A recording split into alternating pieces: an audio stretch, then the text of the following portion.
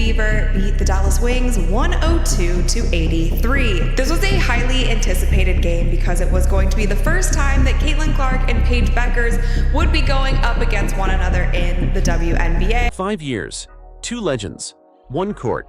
What began as a teenage showdown between Caitlin Clark and Paige Bueckers has officially entered the professional spotlight, and the result? A total transformation of the WNBA. This wasn't just another regular season matchup. This was the night Caitlin Clark answered every critic, broke WNBA records, and led her team to a performance that looked more like art than basketball. And while fans tuned in for a close battle between former college rivals, what they got was something far more shocking. Complete domination by the player many said wouldn't survive the league. But how did we get here? And what made this game historic? Let's break it all down. Long before they became household names, Caitlin Clark and Paige Bueckers were already turning heads. From AAU gyms to high school championship courts, the two phenoms were carving parallel paths that seemed destined to collide. Clark, known for her limitless range and aggressive energy, was the fiery force. Bueckers, on the other hand, brought a calm confidence, the kind of player who made the game look easy. When it came time to choose colleges, they went separate ways. Paige joined the historic UConn dynasty under Geno Auriemma, while Caitlin took on the challenge of building something new at Iowa. Their rivalry was born not out of hate, but out of contrast. 2 different styles, 2 different journeys, one looming question: who would shine brighter when it mattered most? During college, the world watched their battles unfold in primetime. Clark put up jaw-dropping numbers, breaking records with ease. Bueckers moved like silk through defenses, leading her team with precision. They clashed multiple times in high-stakes games, with Clark walking away with 2 of the 3 wins. By the time they both declared for the WNBA, fans were no longer asking who was better. They were waiting for the next round. And when the Indiana Fever faced off against the Dallas Wings, that wait finally ended. But what followed wasn't a battle. It was something much more decisive. Despite her college greatness, Clark faced an avalanche of doubt when she entered the WNBA. Some said her shot selection was too risky. Others claimed she wasn't built for the league's physicality. Even legends like Diana Taurasi warned that Clark was in for a rude awakening. And Coach Auriemma? He questioned whether Caitlin's game would translate at all, suggesting Bueckers had the more professional-ready skill set. Every missed shot, every turnover became ammo for the critics. And Clark? She just kept grinding, quietly, relentlessly, waiting for the moment to silence them all. Behind the scenes, all wasn't calm in the Indiana Fever locker room. The team struggled to find rhythm. They'd win one game, then collapse in the next. There were injuries, lineup changes, and a deeper issue simmering just beneath the surface. A clash of basketball ideologies. Coach Stephanie White preferred control, half-court sets, and structure. Clark thrived in chaos, fast breaks, long passes, playing off instinct. The tension came to a head during a heated sideline exchange in a previous game against Atlanta. It was clear, something had to give. While most fans saw stats and highlights, those paying closer attention noticed something else: a visible discomfort in the Fever's system. Clark was being held back. The fast-paced style she excelled in was nowhere to be found. The team played slow, hesitant, disconnected. White was calling plays, but the energy felt flat. And as losses piled up, questions grew louder. Was this a coaching issue? Or was Clark just not ready? But Clark's body language said everything. She believed her way could work, if only someone would trust her to lead. Then came the Dallas game. Something changed. Coach White, whether by design or necessity, handed the keys to Caitlin Clark. The Fever unleashed a new system, one that moved fast, hunted transition buckets, and gave Clark freedom to run the show. Early on, it wasn't clear if this would work. The first quarter was a tug of war. Both teams traded baskets, feeling each other out. But Clark was calm. She didn't force anything. She scanned the floor, set the tempo, and let the game come to her. What came next was nothing short of incredible. In the second quarter, the game exploded. Indiana dropped 36 points in just 10 minutes, the kind of scoring run that redefined their season. Clark was everywhere, slicing defenses, launching deep threes, hitting teammates with full-court passes that looked like NFL throws. Kelsey Mitchell caught fire, running in rhythm with Clark's timing. Natasha Howard looked reborn, crashing the rim like a freight train. Aaliyah Boston controlled the paint. The Fever's offense, once clunky and slow, suddenly became unstoppable. And at the center of it all was Caitlin Clark, finally playing her way. By halftime, Indiana had scored 64 points, a new franchise record. The The previous high, set back in 2016, was shattered. But this wasn't just about scoring, it was about confidence. For the first time all season, the Fever looked like a team with purpose. The ball moved crisply. The spacing was perfect. Players knew their roles. Clark wasn't just scoring, she was elevating everyone around her. The Fever weren't playing basketball, they were conducting a symphony. As the game went on, Clark's stat line quietly started to build. She had 14 points, then 8 assists, then 10th. Soon she was at 13th assists, most of them coming from creative, high IQ plays. Then came the defensive impact. A steal, another, a block that turned into a fast break. Suddenly, Clark had 5 steals to her name.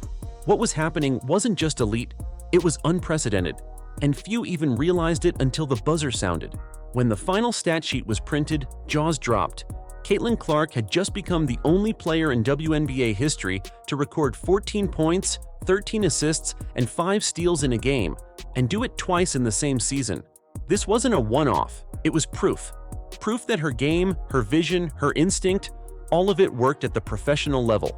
And perhaps most satisfying of all, she did it against Paige Bueckers, on national television, in front of millions. While Clark was rewriting the history books, Paige Bueckers was stuck in a nightmare. The player hailed for her poise, and polish couldn't find answers. Her usual mid-range game was smothered. The court spacing collapsed, and every time she tried to shift momentum, the Fever beat her to the punch. There were no fiery outbursts, no grand gestures, just a quiet, sinking performance from a player who had long been considered Clark's equal, until now. As Indiana kept their foot on the gas, the Dallas Wings started to unravel. Nothing they tried worked. They attempted to slow Clark down with pressure, physical screens, even off-ball grabs, but each time she adapted.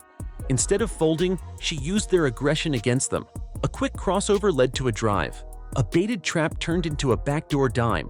The Wings looked increasingly confused, not just by Clark's brilliance, but by the Fever's sudden cohesion. This wasn't just about one player, it was about a whole team clicking at once. One of the biggest beneficiaries of Clark's tempo? Kelsey Mitchell. Known for her smooth jumper and quick first step, Mitchell came alive under Clark's command. She dropped 20 points on absurd efficiency, hitting 8 of her 12 shots. Whether it was in transition, off a curl, or attacking closeouts, Mitchell looked completely in rhythm. And it wasn't just scoring. She was energized, vocal, locked in. It felt like Caitlin's play had given her teammates permission to shine. Then came Natasha Howard, running the floor like she was back in her prime. With Clark whipping passes ahead, Howard looked unstoppable in transition. She scored 18 points on nearly perfect shooting, outrunning defenders and finishing through contact. Her chemistry with Clark was undeniable. The Fever had gone from a broken team to a fast break machine, and Howard was the engine barreling down the court. If Howard was the hammer, Aaliyah Boston was the anchor. She used her size, strength, and footwork to dominate inside. Time after time, Clark would draw defenders out with her movement, then dish a laser inside to Boston, who finished with ease. She didn't just score, she controlled the boards, set hard screens, and cleaned up every broken play. For the first time all season, Boston and Clark looked like a true 1-2 punch. But the biggest surprise off the bench? Sophie Cunningham. Her energy was infectious. She added 13 points, hit big shots, and ran the floor like a sprinter. Her layup in the third quarter pushed her over 1,500 career points, a quiet milestone in a very loud performance. Every time she entered the game, the pace stayed high. Her cuts, spacing, and confidence made the Fever even harder to guard. And with Clark feeding her in stride, she looked reborn. What stood out more than any one player? The passing. The Fever weren't just scoring, they were carving Dallas apart with movement. They finished the game with 30 assists, tying a franchise record. Every pass felt intentional. Every cut had meaning. You could sense that the players weren't just playing, they were enjoying the game again. And it all flowed from one source, Caitlin Clark's vision. It's almost hard to believe this was the same team that looked lost just weeks ago. The same roster that had been plagued by inconsistency, sluggish starts, and locker room tension. But this wasn't a different roster, it was a different energy. The Fever finally looked like a team that believed in its identity. And that belief wasn't born from a pep talk, it was born from execution. Clark wasn't just playing better, she was making everyone around her better. And that's what great players do.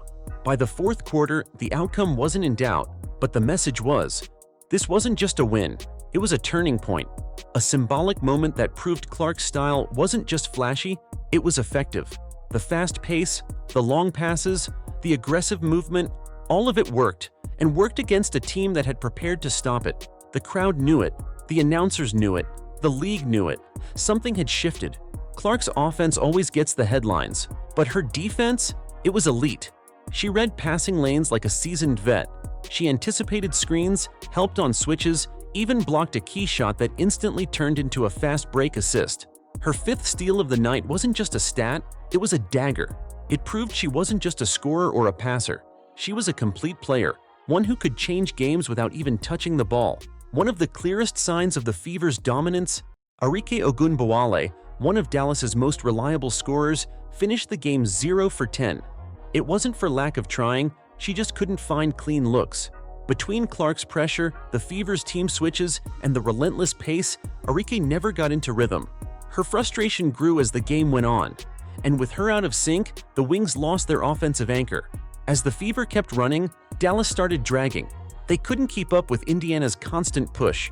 Players were late on rotations, slow in transition, and hesitant to help. Their strategy to be physical with Clark completely backfired. Instead of rattling her, it opened up passing lanes. She used their aggression against them again and again, and by the end, it looked like the Wings had run out of answers and energy. Not long ago, Clark had admitted she was frustrated.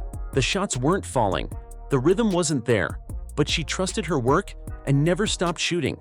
And now, the confidence is back, the flow is back, but more importantly, the wins are back. This wasn't just a personal comeback, it was a team revival, and it proved one thing: when Clark is allowed to lead, this team becomes something dangerous. What changed internally?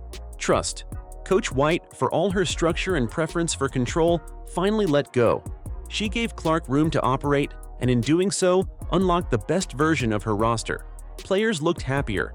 Body language was positive. There were no sideline arguments, no visible tension, just high fives, smiles, and fast breaks. For the first time all year, it looked like the Fever had found themselves. This wasn't just a win over the Dallas Wings. It was a message to the rest of the league. You can't box Caitlin Clark into a system. You can't force her into a slow, deliberate scheme. Because when she's in control, her teams don't just win, they overwhelm. They sprint, they share, they dominate. The question now isn't, can Clark adjust to the WNBA? The question is, how will the WNBA adjust to her? Franchise record for first-half scoring. Historic stat line posted. Arike locked down. 30 assists as a team. 5 steals. 0 drama. These aren't just numbers, they're symbols. Symbols of a team finally aligning with its best player. Symbols of a rookie rewriting what it means to be ready. And symbols of a franchise that may have just turned a corner. Caitlin Clark versus Paige Bueckers was supposed to be the story, but this game flipped that script. It wasn't about 2 stars battling, it was about 1 star rising and pulling her whole team with her. Bueckers didn't play poorly, but she couldn't rise to the level Clark set. The rivalry hasn't ended, but it has a new tone, and Caitlin Clark is the one holding the pen. With this new identity, Indiana suddenly looks dangerous. The offense is fluid, the chemistry is real, the bench is deep, and Clark's leadership is undeniable.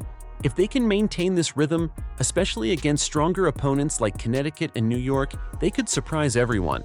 This game wasn't a fluke, it was a blueprint. One the league now has to prepare for. It's easy to count someone out. It's harder to believe when things aren't going well, but Caitlin Clark kept believing. Through every missed shot, every headline, every critical quote, she didn't fold. She focused, she fought. And now, with the trust of her team and the system to support her, she's showing what belief looks like when it turns into results. This isn't luck, this is work. The final score, 102-83, says it all. This wasn't a game, it was a turning point, a moment where talent met opportunity, where faith met freedom, and where a rookie proved that she wasn't just good enough for the WNBA, she might be about to change it forever. This was Caitlin Clark's masterpiece, and the league will never forget it. The Indiana Fever have found their rhythm, and Caitlin Clark is leading the charge. With records falling, teammates thriving, and fans rallying behind this new identity, the future looks brighter than ever. The Paige versus Caitlyn rivalry has entered a new era, and Caitlyn just threw down the first hammer. If you believe this is only the beginning of something special, then comment CC Queen down below. Like, subscribe, and turn on all notifications, because trust me, you don't want to miss what's coming next.